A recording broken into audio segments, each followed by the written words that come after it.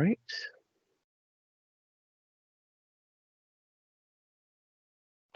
Hello, everyone, and welcome to Houston Techfest 2020, the virtual edition. Before we get started, I wanted to make you aware of a feature in the presentation that will make the session more interactive. Please make note of the question mark icon on your presentation screen. Clicking that icon will open the question and answer feature, which will allow you to send the moderator questions to be delivered to our presenter at the appropriate time. So please feel free to post your questions at any time during the session. We are also very excited to let you know that CodeMag is giving everyone a free subscription. And with that, we are proud to present Christine ASSAF. She will be sharing with you all her presentation, Communication Skills, Make Your Conversations More Meaningful. Christine, take it away. Great, thank you so much. Hi, everyone, and welcome to Communication Skills. And we're going to talk all about making your conversations more meaningful. So for the next hour, we're going to talk about talking. And we're going to just go over the basics behind good communication, how to improve your communication skills, and why it's necessary in your job and in your life. And while this presentation does discuss written communication briefly, we will mostly be discussing face-to-face conversation, or more appropriately, video conversation, which seems to be how we talk mostly these days. Okay, so first, a bit about me. My name is Christine ASSAF. I am a people solutions consultant. You can find my website at hrtact.com or on Twitter at hrtact. I am a content writer at Paradis Group and other various publications. And I have over 15 years of HR experience and over 20 years of training experience. I'm a frequent presenter at SQL Saturdays all across the country. My background is in business management as well as in HR. I have over 15 years of HR experience, and I am a current grad student in the field of IO psychology, which is the study of people and groups in the workplace and figuring out how to help motivate people to change behaviors and basically increase their performance. So what we're going to learn today is why communication skills are important, the basics of communication, the best methods of delivering a message, the nonverbal elements of communication, asking questions and paraphrasing, key indicators on engaging and disengaging from the conversation, and then hearing emotions and being able to identify them, acknowledge them, and respond to them. So first off, let's start about asking ourselves why communication skills are so important. For the first is that it's the most asked for skill in the workplace. It is the skill that I am most frequently asked to deliver and to train. It's the one that I see in my environments as the one that managers complain the most about their employees about and want the best of. Managers request it for their employees. Employees request better communication from their managers and from their colleagues. Secondly, it's also as STEM jobs kind of increase, and there's this focus on technical skills in a very increasing high-tech environments and more tech culture that we see developing. We're seeing a lack of communication ability. Research is actually showing us that we're having difficulties in how we communicate with each other. And much of this has to do with the shift in how we're communicating with each other. More email, more Slack and Teams and texting and things like that.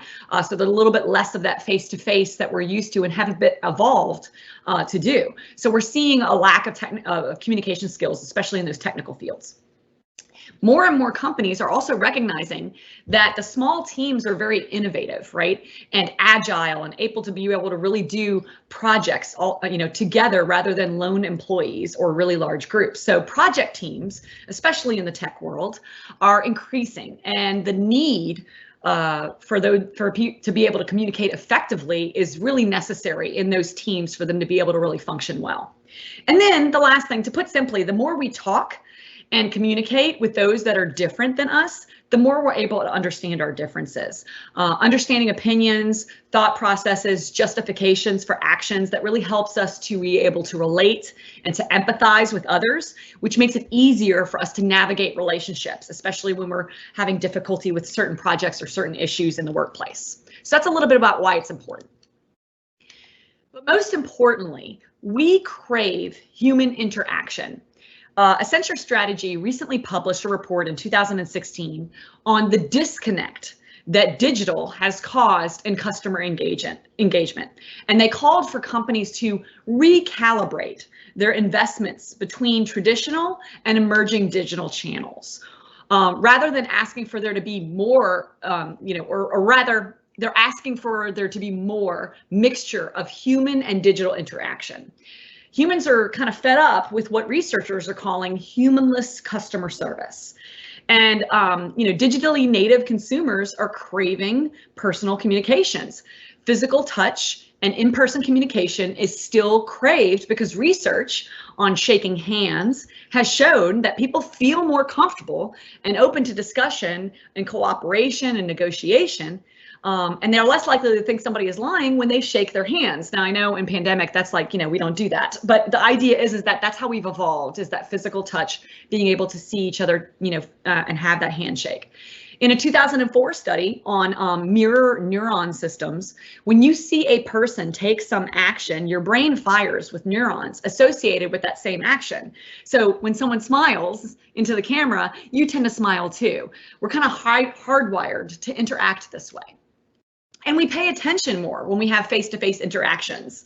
In a 2010 white paper, people pay more attention to face-to-face meetings than they do to video conferences, where we are tempted to multitask. And I'm sure many of you have multiple screens open right now and are checking emails and social media things while I'm talking to you, and that's okay. But we don't tend to pay attention at our best when we do that. And while technology increases, innovations really, did not and have not changed the fundamental human behavior. So Nicholas Kristaski, who's a Yale social psychologist, talks about the social suite, which he calls a crucial set of capacities that we have evolved over hundreds of thousands of years that include things like love, friendship, cooperation, and teaching. And he says, a quote, "These traits remain remarkably consistent throughout the world, regardless of whether a population is urban or rural, and whether or not it uses modern technology." So we really do see that regardless of how much technology is advanced, and regardless of us all going mostly virtual these days, we still crave and want human interaction, and there's part of human interaction that still involves some non-technological things. So research shows that human interaction takes on a natural rhythm. We take turns in conversations. We chime in after short gaps. Our vocal variety starts mirroring each other. We nod, we pause. There's been research done in conversations that shows we get into a rhythm with our conversations that seems to naturally flows easily. We conduct Q&As to get to know our subjects better, and they get to know us. We engage in storytelling and listen to stories of others. We naturally fall into turn taking, right? And in some cases, we have deeper sharing of our values and ideologies and things that are really meaningful in our lives. So even as we grow technologically, we're seeing more creative ways to communicate and the need for more meaningful communication. So let's go over a few basics on communication, just to get kind of that, that base level of what we're talking about here and understand, how communication works. Some of this you're already going to know. This is really easy stuff. It's not very hard, but we're going to start off with the easy and we're going to get a little bit more complicated. Okay.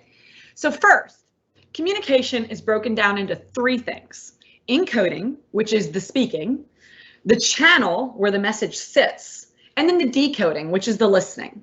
Now, all communication is essentially information that is sent by the messenger, the speaker, what I mean to say, right?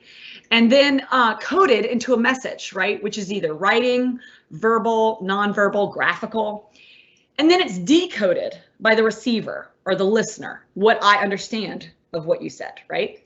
But there's more that happens there than just kind of content delivery.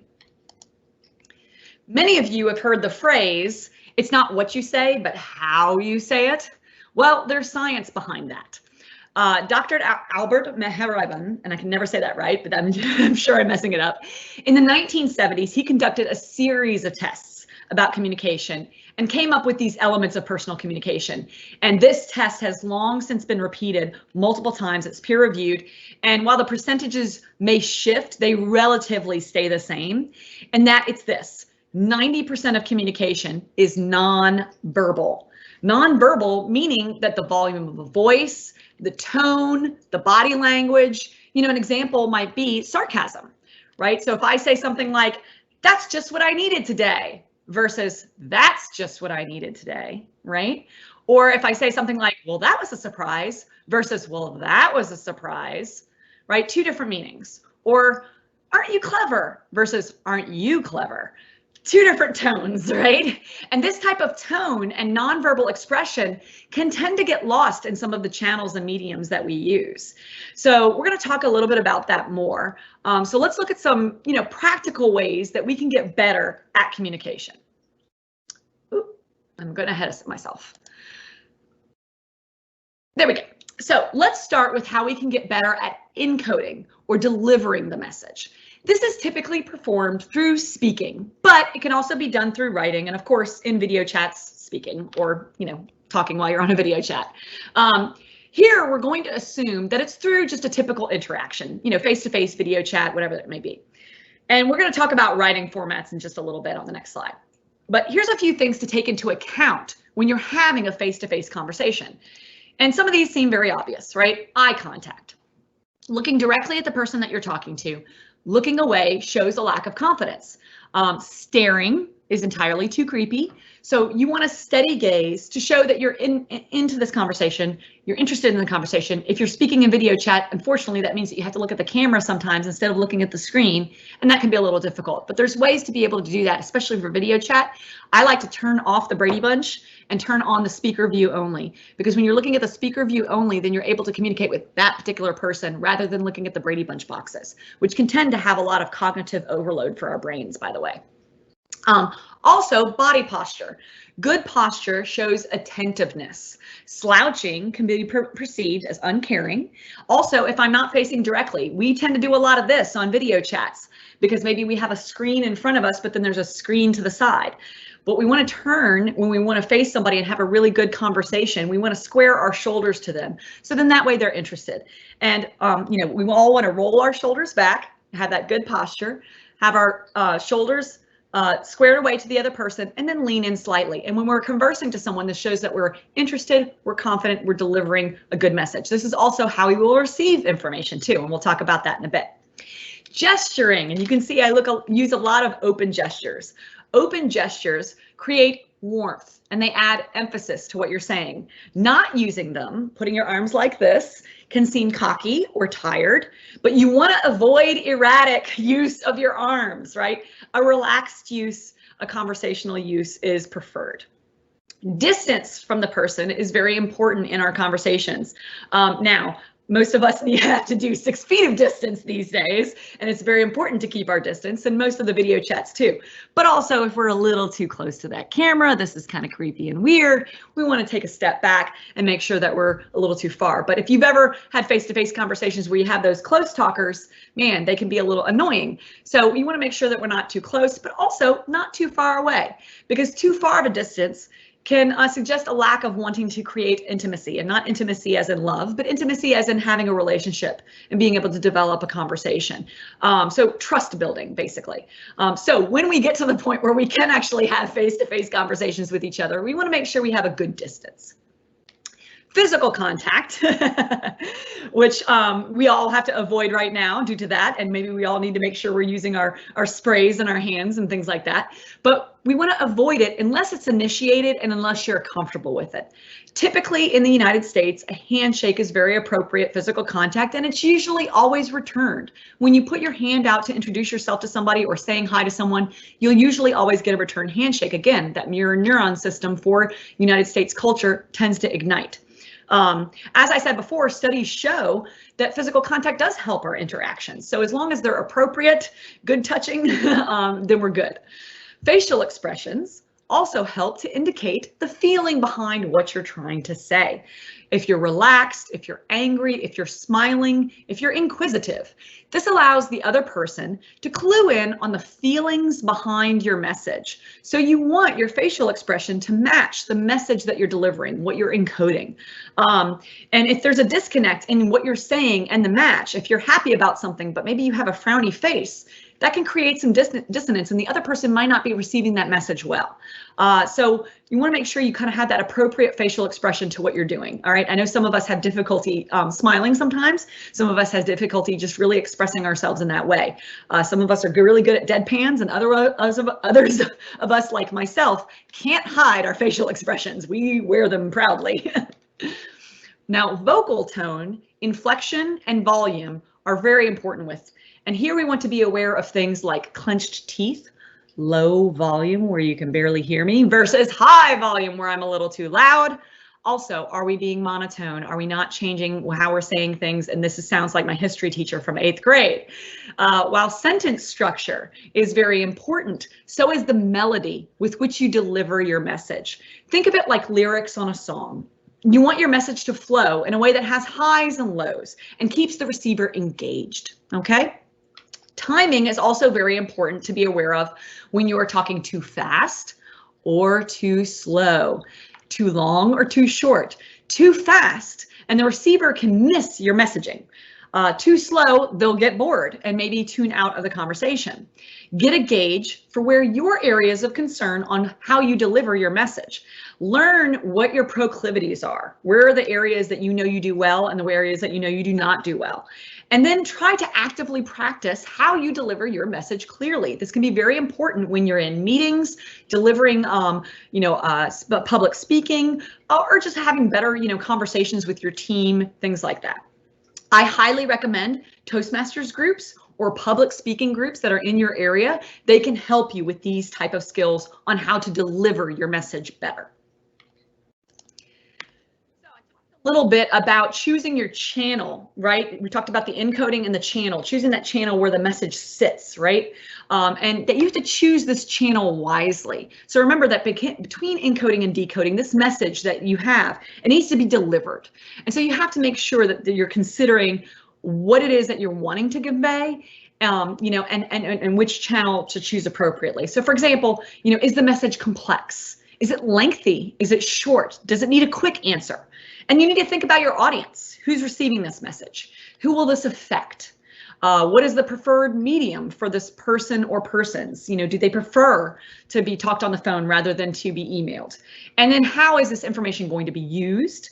For email, being careful of this information might get forwarded to someone else. How important is consistency? Making sure I'm using the same medium each time. And then technical detail. If I have to go into a lengthy technical detail on an email, is that good, or am I following it up? Am I doing it with a phone call to describe it and then following it up with that technical detail? And also understanding who will know the subject matter versus who needs a lengthier explanation, and choosing those channels makes sense. We're going to just go over these briefly for pros and cons, but first for emails, the pro here is that you have these attachments, right?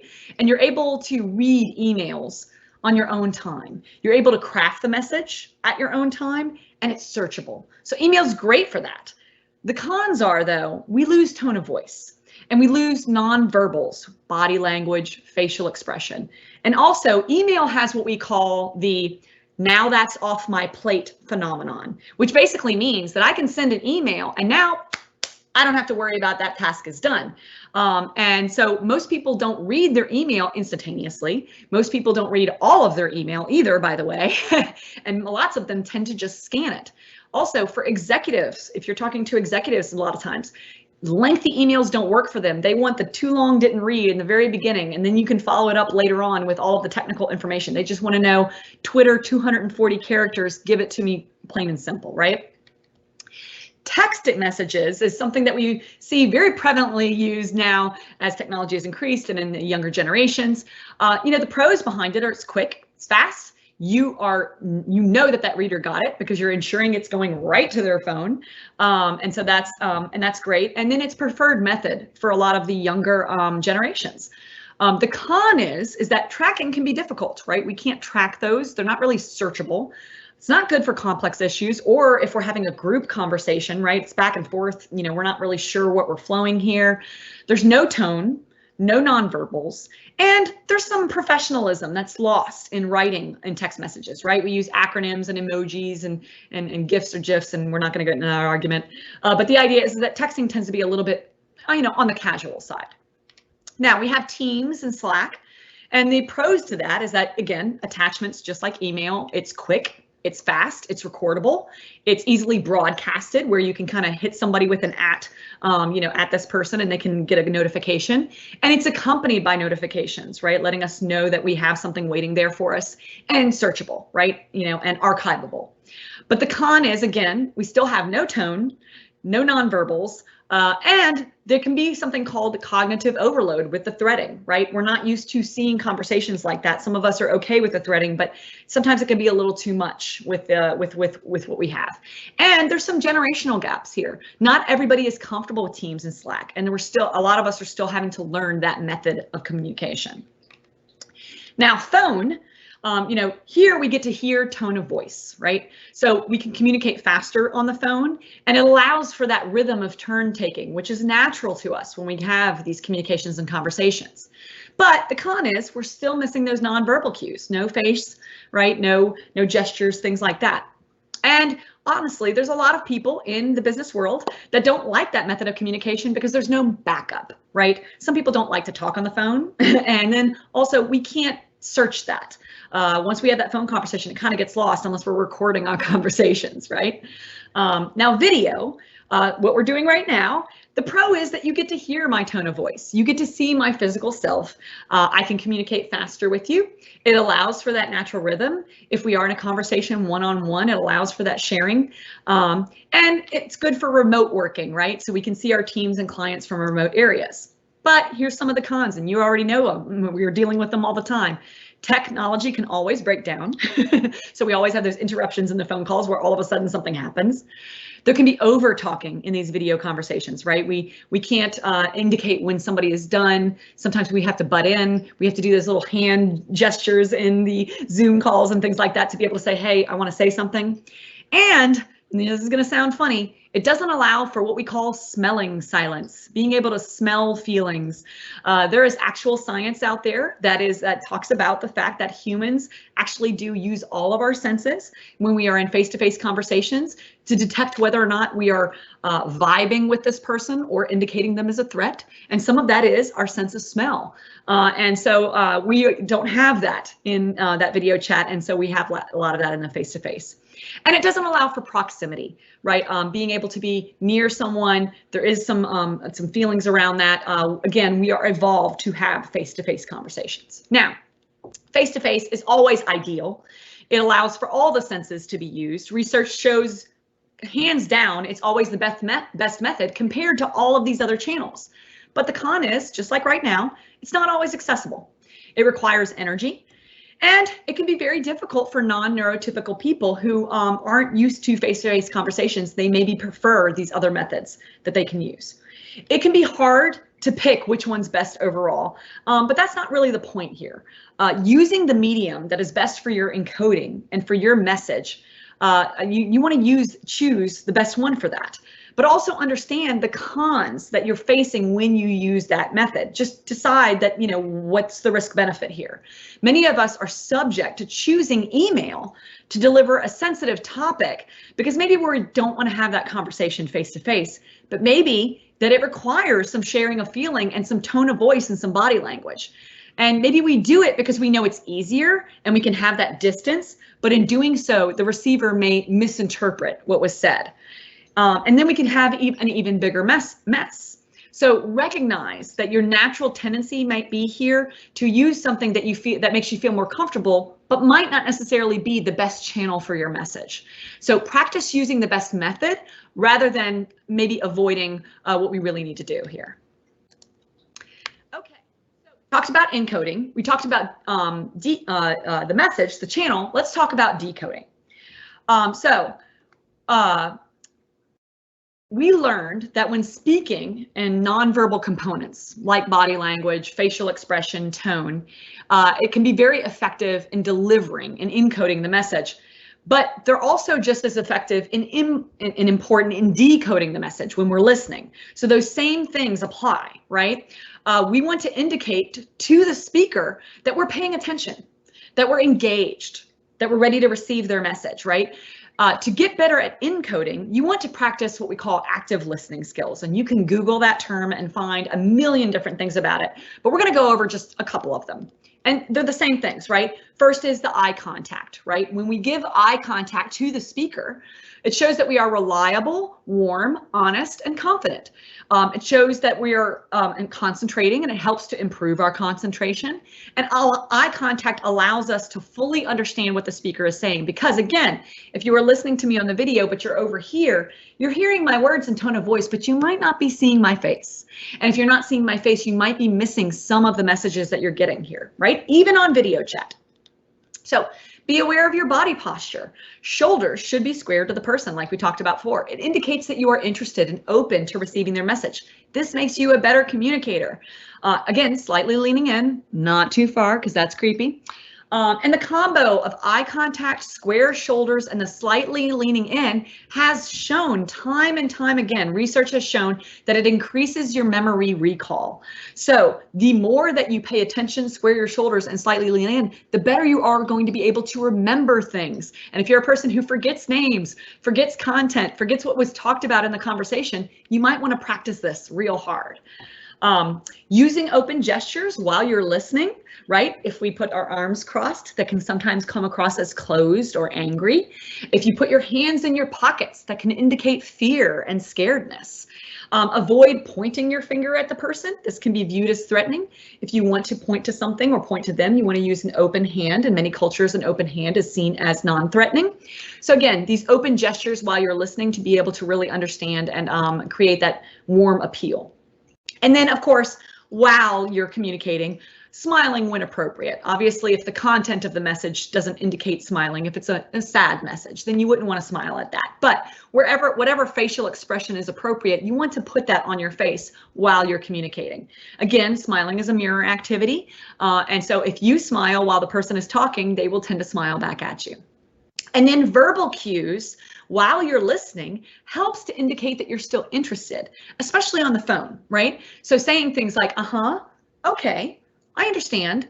Nonverbal cues really help, or those verbal cues really help rather in being able to let that talker know that you're receiving, that you're still paying attention. Nonverbal cues like nodding, right, also help. And again, this just lets the receiver know. This is just to let them know that you're still engaged. And again, how we deliver our message is important, but how we're perceived or seen as receiving the message can also be an important part of effective communication. You want to be known as a good listener, right? And so I highly recommend Googling these active listening skills if this is the area that you need work, all right? We've learned about encoding and channeling and decoding. Let's take a dig a little bit deeper into the ways that we can make our communication a little bit more meaningful and really build some better relationships, okay? So, did you know that silence is a natural part of communication? Researchers have found that the average typical gap in a conversation is 2 seconds, or about 2,000 milliseconds long. And while that might seem short, in reality, in the course of a conversation, it's fairly long. When you're talking to someone and you finished your point and then it can seem like a lifetime, right? Especially if you're a rapid talker like me. But pausing before you respond, that wait time gives you and your audience time to think and to process. Jumping in with more messaging, or even worse, jumping in with solutions, can be seen as not listening, right? You may also be removing some autonomy, right? And if feelings or emotions were expressed, you may have missed them because you didn't allow for that pause. Pausing allows us time to process what we've said or what they've said and reflect on what we call hearing feelings. And it helps also with various speech patterns and personality styles. Not everyone is a fast thinker. I'm a fast thinker, it comes right out, okay? Some people are slower in their speech patterns. And for those who are, and typically for those that are not neurotypical. So pausing creates space to allow that conversation to have others come in and jump in, right? Now, while the pause is happening, it's critical that you maintain eye contact and body language. If we pull out our cell phone or we disengage during that pause, we may have lost that opportunity for that turn taking to occur during that pause. So if silent pauses are part of your communication problem, then practice. Go to a meeting and actively create a pause and make note of how you feel during it, what your natural inclinations are, and actively try to practice allowing and getting more comfortable with the pause. All right. Let's talk about interruptions. Related to the pausing area are these little annoying things called interruptions. And interruptions are something we're all familiar with. We all have an interrupter at our office or in our personal lives, or we may be guilty ourselves of being an interrupter. So here's a few tips on interruptions. The first is know when to interrupt. A well-placed interruption can actually save a person when they need it. Sometimes a person is droning on and on and on and they need rescuing. So politely saying something like, "Can I just interrupt you for a moment?" Can sometimes be very welcomed in these cases. It can also save a meeting, especially when anything gets off topic or we're running short on time. Saying something like, let me just interrupt you for a second and try to get us back on topic. That can really be helpful in that moment. If you accidentally interrupt someone, if you are an interrupter, learn to recognize it and a tactful way to be able to recover from it. It can be simply saying, "Oh, I'm so sorry, I interrupted you, please continue," right? This shows self-awareness and poise in your communication. So being able to recover from that interruption is vitally important if you're an interrupter. Second, recognize interrupters in your meeting and politely ask and redirect when it happens to others. This is very easily done with something like a, "Hey, I'm sorry, she was saying something and you interrupted her. Can we please hear from her for just a second?" And while this might seem harsh, it's a practice that allows us to acknowledge the type of communication that we want in our teams and in our environments. Studies show that the more often that is done, the more the culture evolves into a practicing non-interruption setting. So the more that we stop interrupters from interrupting others, the better we all get at non-interrupting. Now, if you are a habitual interrupter like me, try these tips. Practice. Go to a party. I'm sure it'll be a Zoom party right now or a social distancing party right now, but at a party or an event or a dinner or whatever the case may be, make a point to not interrupt for the whole evening. Try to practice observing those conversations and only interject during appropriate pauses. Remember those 2-second pauses. Maybe even ask a friend or to write down how many times you talked over someone so that you can get a gauge, and then practice trying to reduce that amount on the next time you go to a party. Awareness of how often you're interrupting really can kind of be the key to reducing it. If you know somebody's watching your interruptions, then that might just be the reduction that you need.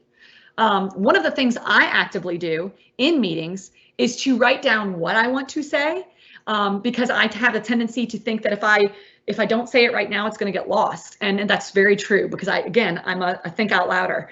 So I have to write down what I want to say. So then that way I can then say what I want to say at an appropriate occasion. Okay. So by writing it down, you don't lose that thought. And then you can share it during a moment for questions or when you're directly asked. You can also give yourself a physical cue.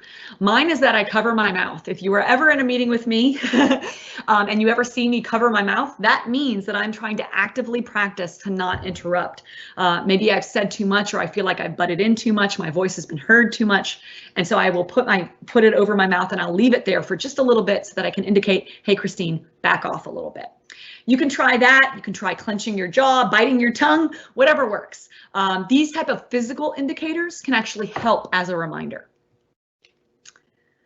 All right, so An important part of communication is knowing when to engage further into the conversation, and more importantly, when to disengage. Making sure you're observing how the conversation is going is vitally important to being a good communicator. Picking up on those social cues that they're either interested or not interested, and then knowing when to just continue, when to exit, when to continue or when to exit. So things to watch for is for mirroring, right?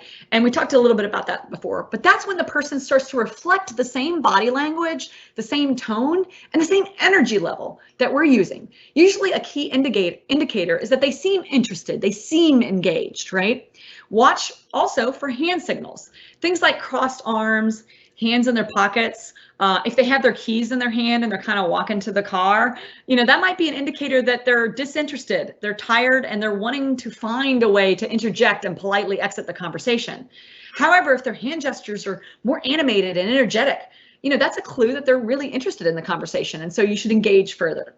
Also, watch for proximity. Typically, a person who is engaged will move closer to you. Someone who is backing away out of the office, making little baby steps out of your cubicle, right?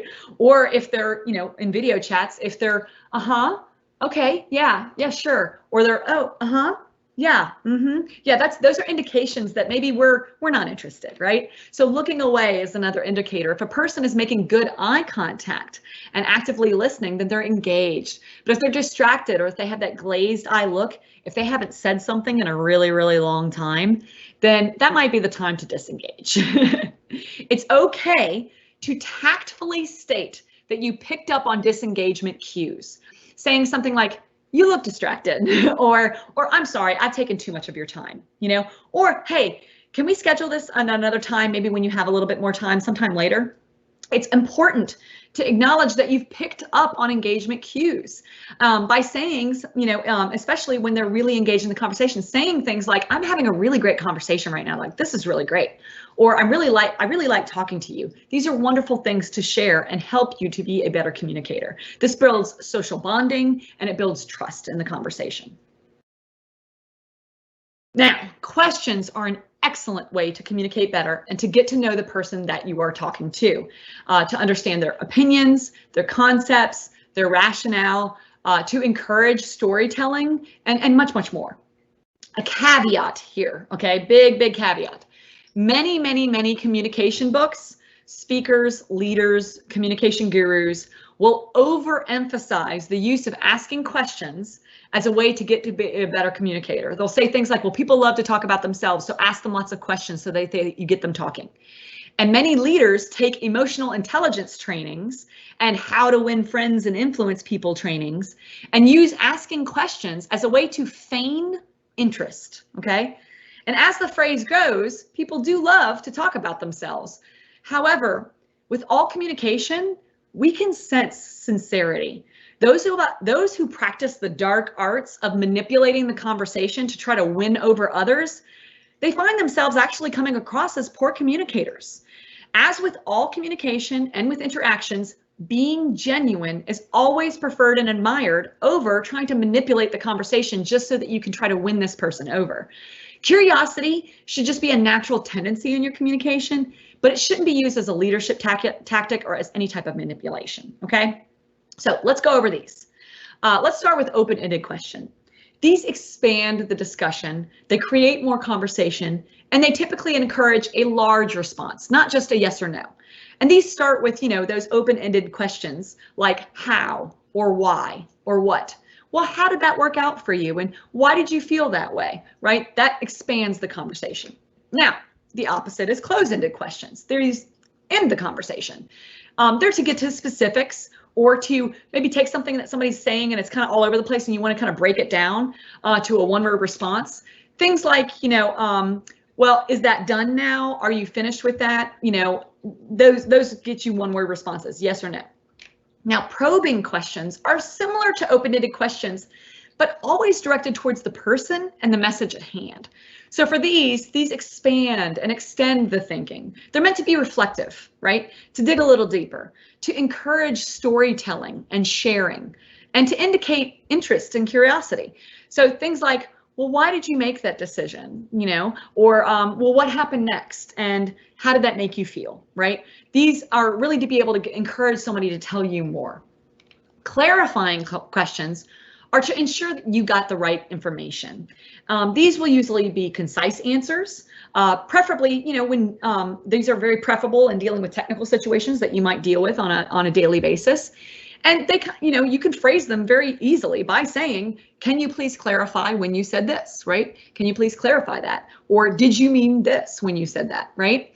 Those are clarifying questions so that you can be able to really understand, you know, not everybody is able to deliver their message correctly. And so as the listener, you want to be able to clarify that, make sure that that you heard them correctly, okay? So on the same vein, paraphrasing is a wonderful form of verbal feedback. Parroting is taking a person's statement in your own words so that you can help gain understanding. And you can take a tool from therapists and counselors and psychiatrists who use paraphrasing to really synthesize the message that you receive. But it also helps to organize what was just said. So here's a few tips on paraphrasing. First, put the focus on what the person implied, not what you wanted them to imply. So that sounds like, if I'm hearing you right, you said, right? If I'm hearing you right, you said this. Again, you're making sure you indicate you heard them say this. And phrase it as a question. So you're saying that, right? Ending with that upward tilt or ending with that, you know, upward lilt that we have there. Is that correct, right? Being able to use that in your paraphrasing. Use words that the other person used in their message. So for example, if they said strategic planning in reference to something, then use the phrase strategic planning. Don't change their messaging. Repeat those same phrases to indicate that those are the phrases that they use and allow them the opportunity to either correct or adjust whatever they were delivering. And big thing, don't judge or evaluate while you're giving your paraphrase, okay? So for example, if you say, I believe what you meant to say was, no, that implies judgment, right? That you're saying, I believe what you meant to say. You meant to say this. No, no, no. Instead, what I heard you say was this, right? That helps. Validating feelings on what you've heard and sensed from them is very important. So saying something like, you sounded frustrated, or you sounded happy, or you sounded confused when you said this, okay? Allowing them to be able to come in and say, oh, I wasn't confused at all, actually. That allows them that ability for both of you to get on the same page. And paraphrasing should always be shorter than what they said. Like 2 to 3 sentences is a good gauge, right? And don't be afraid to tell them that you're going to paraphrase. It's okay to lead in with the idea that, hey, so just to paraphrase everything you just said, right? Or if I could summarize what you just said in 2 to 3 sentences, that actually creates a natural rhythm and a turn taking. And again, they may mirror that same thing, that when you share some of your opinions, they may paraphrase you, and then we're having good communication, right? And being able to understand each other's message. So I talked about it a little bit in this whole thing, briefly, about validating feelings and listening for feelings, right? In some of the previous slides. And here I want to spend a bit of time talking about hearing emotions. Now, first, we talked about it a little bit before, but did you know that we can actually smell emotions, right? Scientists did a study where they had people put cotton pads under their armpits. Gross, I know, but bear with me. And then they had people take a test, a physical, written test. But after they were done with this test, and I don't know what the test was, on math or history or whatever it was, but afterwards they told everyone that they falsely scored bad, right? They told them that their scores were horrible, which made those people very disgruntled, very angry, right? That they scored so low. Then they took another group of volunteers who sniffed the samples with of these disgruntled people, and just a control group, a non-disgruntled, cotton pads. I know, gross, bear with me. And the volunteers were actually able to identify the disgruntled people, right, versus the non-disgruntled. So not only is tone of voice or body language or facial expressions the way we identify emotions, but smell can also be a factor, right? And so some of y'all need to work on, smell technology through Teams or Zoom or whatever. But In 2014, a Journal of Organizational Behavior study found that there is a link between emotional recognition and annual income, right? Meaning that people who are able to read other people's emotions tend to earn more money. And additionally, in a 2014 study by the Computers and Human Behavior, they found that digital communication delivery has hindered future generations' ability to read and identify emotions. So in other words, we're seeing a downward trend and how to recognize the emotions in ourselves and in others, but we know that those who have the ability to recognize emotions in communications tend to earn more money, right? So in my own personal and professional experience and education, I cannot emphasize enough how important it is to be able to learn how to hear emotions and feelings, how to identify them, and how to express them in a professional and calm way, right? Some of the best leaders have mastered this art. In fact, I bet if you are thinking of an amazing leader in your life or in popular culture that you know of or have worked with, you can tell how they listen and communicate emotions in a productive way, right? So let's go over a few ways you can get better at listening for emotions and reflecting them back. So first, it's always important to listen for content, right? The content that you're hearing, but also to listen for feelings. And these are key words, key phrases.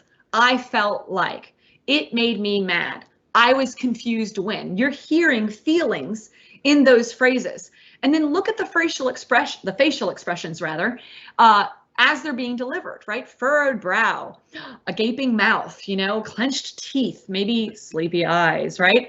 Volume of voice, whether it's high or low or whispered or exasperated, rapid talking, too fast, right? Or clammed up, a little closed, right? So listen for all of those things. That's going to definitely help you in being able to hear emotions. Next, you want to identify that emotion, right? And this is going to happen, split second, hopefully, right? But what does it look or sound like, right? Does it look like joy, surprise, sadness, fear, anger, disgust, confusion, right? If you can't identify it, it's okay to ask, right? Are you feeling upset right now, right? It's okay to sound that. It sounds like you're stressed. Would that be accurate that you're stressed right now? It's okay to ask. By asking, we're indicating that we care, we're creating emotional bonds, and we're indicating that we have heard an emotion. And if they come back with you with, yes, I'm stressed, I'm very stressed, that's okay, because we have acknowledged the feeling now. This is the most important, but oftentimes the least used part of communicating emotions in the workplace with our teams, with our employees, and with our colleagues. We can acknowledge emotions without agreeing with them, okay? Saying something like, I can hear how angry you're feeling now. That doesn't mean that I'm praising or condoning that feeling, right? It just means that I'm hearing it, right? That I'm acknowledging that it exists, that it is the gorilla in the room as we're having this conversation.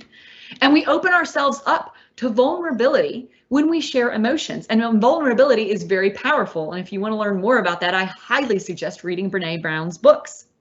But most people just want to share their feelings, and they want their feelings acknowledged in conversations to know that they were fully heard, right? Not just the content, but the feelings behind the content. If we fail to notice them, then we fail to acknowledge them. We don't have that opportunity to be able to form a closer bond and to gain trust because we lost the opportunity to be able to talk about it, okay? So acknowledgement just sounds something like, it sounds like you're very frustrated right now, or I can hear how happy you are about this opportunity, right? So acknowledging emotions can be very powerful. Emotional intelligence is a huge topic, and we've just scratched the surface of it. And my personal feelings on it is that it became a fad and it kind of got boxed and marketed in a way, but there is actual research that shows being emotionally intelligent on being able to listen to, identify, and acknowledge emotions is important. If you feel like this is an area you need more guidance, I strongly suggest that you look for more training. I can help you with that. There's also a lot of good books out there that are really great places to start. You can Google a ton of them. Emotional Intelligence 2.0 is one of my personal favorites. Okay. Lastly, everyone's internal energy battery depletes at its own level. Recognize when your battery level is high and recognize when your battery level is very low. If you need to have a conversation with the chatty Cathy of the office, maybe 4 p.m. is not the best time for you. Wait until the next morning, right? Also, recognize when your emotions are too high to have a reasonable conversation. Sometimes situations may not allow us to be our best communicators, especially when we're either angry or frustrated or stressed. There's a doctor named Dr. Gottman who does studies in Washington State, where he calls it the Love Lab because they do studies on marriages, and truly it's called the Love Lab.